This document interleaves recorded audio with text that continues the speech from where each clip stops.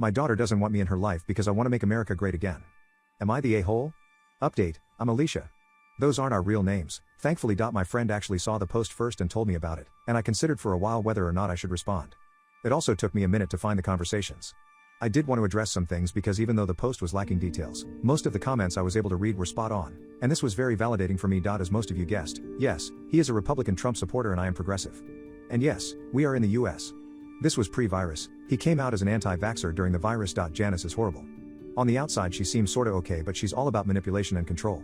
If you aren't wholly grateful for every little thing she does, she employs guilt trips. She's definitely the respect your elders type. There's more to the story there, but I'm not going into it. We used to all have family dinners at their house once or twice a month. The atmosphere had been strained for a while because Dad and Janice didn't want Mary and I to comment about politics. They were allowed to say anything they wanted, but we weren't allowed to respond. We were told it was disrespectful to disagree with them in their own home. I thought it was very hypocritical and it pissed me off. When I lived with them, I never really stated my opinions much out loud because I wanted to keep the peace. Because I had to live there. As I got older and moved out, I stopped being quiet about it, and I think it shocked them. I was tired of listening to racist, misogynistic nonsense and not saying anything about it. I was civil about it. I didn't name call or make it personal.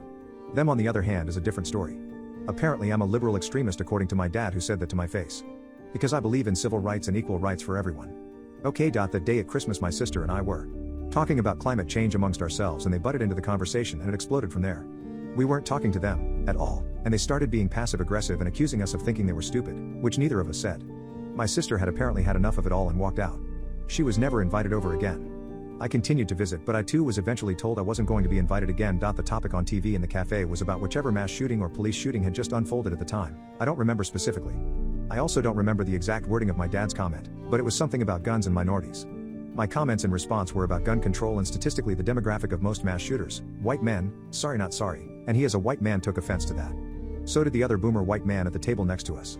I didn't care, I wouldn't have started it, but I was sick of him getting in his little comments and thinking I wouldn't say anything back because we agreed not to talk about things like that. After my dad's initial snide comment and I started listing statistics, my dad told me to stop talking. I said, why? I'm not ashamed of anything I'm saying. Neither of us were being loud, by the way. It was a private conversation at a normal speaking volume. At that point the other man sitting with his wife said loudly, well, I'd like her to shut up. And started saying things about how what I was saying was stupid. I sat there in shock, and just as I was about to collect myself and tell him to F off, my dad turned around to him and said, you know what, sir, I agree with you, which put me into shock again. I literally could not believe that just happened.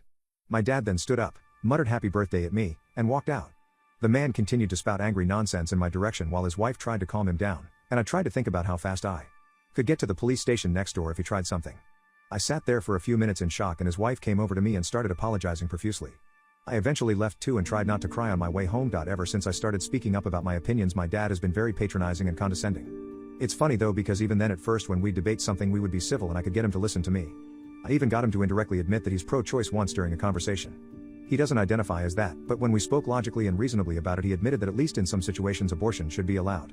I said, congratulations, that makes you pro-choice, and he didn't have anything to say to that. Lol, I think it's the buzzwords and the phone news that's really tripped him up, and it's unfortunate. He and Janice live very much in their own little fantasy land and don't like being reminded that it isn't real.